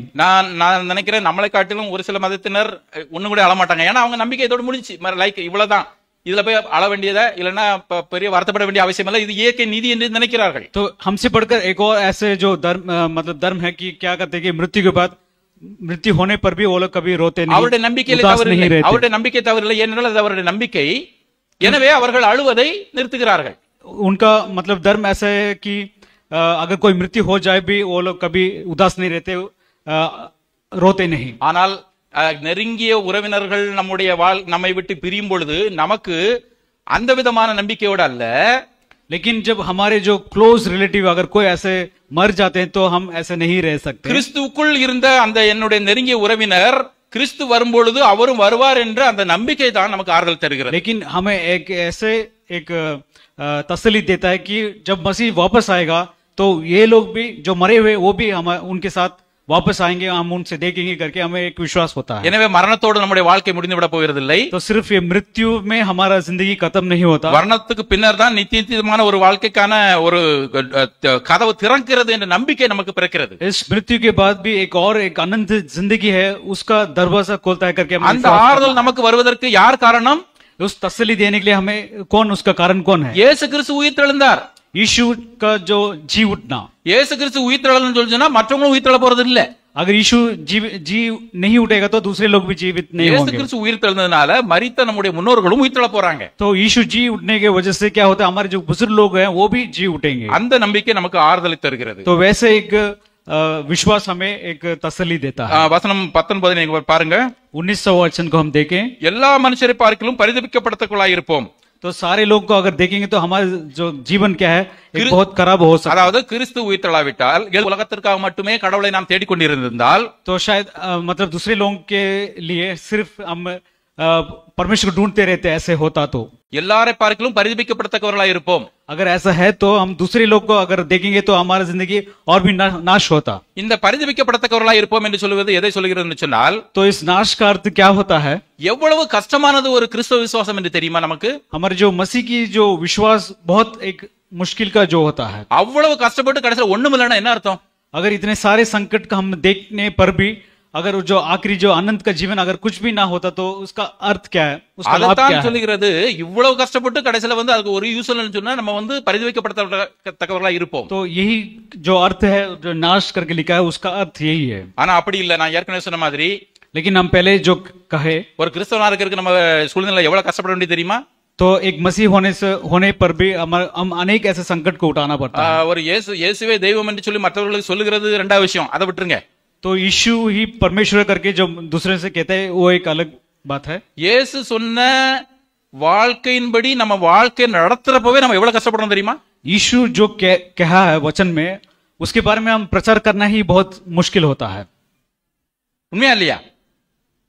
அப்படி யாரும் அப்படி பேர் பண்ணலன்னு சொல்லி சொன்னா இன்னும் இயேசு கிறிஸ்து சொன்ன மாதிரி நம்ம வாழலன்னு அர்த்தம். अगर ऐसे कोई सामना नहीं किया तो हम यीशु जो लिखा है, जैसे लिखा है, मतलब वचन जैसे लिखा है वैसे हम नहीं जिए करके उसका अर्थ है। அதனால இயேசுவே தெய்வம்னு சொல்லி 4 பேர்ட்ட சொல்லி நம்ம அது கண்டிப்பா நம்மளுடைய அது நம்ம ஃபேஸ் பண்ணுவோம் பிரச்சனையா, அது வேற விஷயம். तो यीशु ही सच्चा परमेश्वर करके जब दूसरे लोग से जब कहते हैं उसके द्वारा जो परेशानी आते हैं अलग बात होता है। ஆனா அதை காட்டிலும் இயேசு சொன்ன வாழ்க்கை நாம் வாழ்ந்து காட்டுவதற்கு வாழும் பொழுதே நம்ம பல பிரச்சனைகளை சந்திக்கிறோம். तो लेकिन उससे बढ़कर जो यीशु के जो यहाँ पे लिखा है, वचन जो लिखा है, उसके अनुसार अगर हम जीते तो उसमें अनेक ऐसे परेशानियां हमें सामना करना पड़ता है। நெருங்கிய நண்பர்களால் கேலி செய்யப்படுகிறோம். जो हमारे क्लोज फ्रेंड्स है उसके द्वारा हमें निंदा मिलता है, உறவினர்களால் புறக்கணிக்கப்படுகிறோம், या रिश्तों के द्वारा हमें दूर किया जाता है। சொந்த ஸ்பௌஸ் மனைவியோ இல்ல கணவரோ புழைக்க தெரியாதோன்னு சொல்லி நம்மள पति या पत्नी हमें निंदा करते हैं। ஆனால் கிறிஸ்துவனுடைய விசுவாசத்தின் பேரிலே அவருடைய வாழ்க்கை நாம் வாழும் பொழுது, लेकिन यीशु का विश्वास के ऊपर हम उसकी तरह जीवन को अगर जिए तो நாம் பல பிரச்சனைகளை சந்திக்க வேண்டியிருக்கும். लेकिन हमें अनेक ऐसे परेशानियों का सामना करना पड़ता ஆனால் है। அப்படி பல பாடுகளில் நாம் படும் பொழுது அதற்கு ஒரு பலன் இருக்கிறது. लेकिन ऐसे संकटों को सामने करने पर भी उसके लिए एक लाभ होता है। ரோமர் 8:18 வாசிங்கள். ரோமர் 8:18. रोमियो 8 का 18 वचन।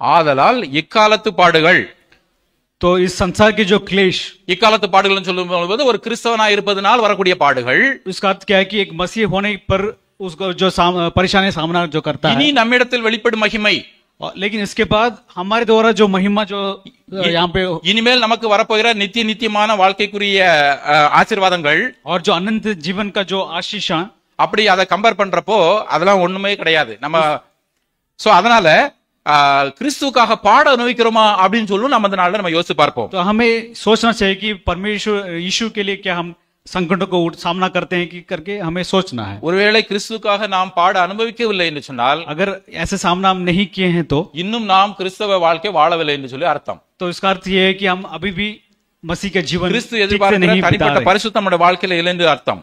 हम अभी भी पवित्र नहीं है करके उसका अर्थ है। கிறிஸ்து எதிர்பார்க்கிற ஒரு வித்தியாசமான வாழ்க்கை நம்ம இடத்துல இல்லை என்று அர்த்தம். जो यीशु जो चाहता है, जो अलग की जिंदगी, वो हम नहीं देते, नहीं रहते। மாற்றப்பட்ட வாழ்க்கை நம்முடைய வாழ்க்கையில இல்லை என்று அர்த்தம். तो बदली हुई जिंदगी हम नहीं जीते करके उसका अर्थ है। எனவே நம்மை நாமே யோசித்து பார்ப்போம். तो हम अपने आप को जांचना है।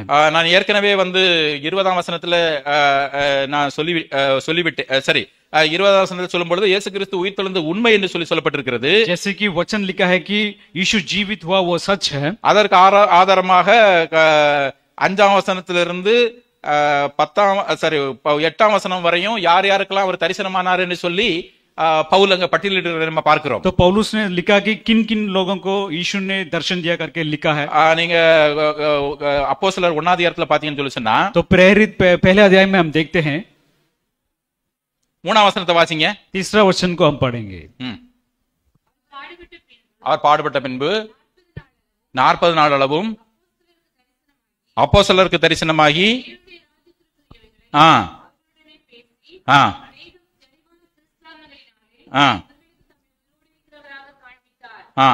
இந்த வசனத்தை யாரா யோசித்து பார்த்திருக்கீங்களா? इस वचन को कभी आपने पढ़ के सोच के देखा है? நான் ஜலீப்ல இருந்து வண்டியை ஓட்டிட்டு வந்துட்டே இருக்கிறப்போ இந்த வசனம் ஆண்டவர் எனக்கு வெளிப்படுத்தினார். जलीब से लेके जब भाई यहाँ पे ड्राइव करके आने के समय पर परमेश्वर इनको ये वचन ஒரு சிந்தனை எனக்கு வந்தது, सोच में दिया, அதனை நான் உங்களுக்கு பகிர்ந்து கொள்கிறேன். तो आपके साथ बांटना चाहते हैं। இதிலே 40 என்று சொல்லி காரியம் வருகிறது. यहाँ पे 40 करके लिखा है। 40 ஞாபகம் வருகிறதா? आपको कुछ याद आता है 40 कहने के समय पर? 40 ஞாபகம் வருதா?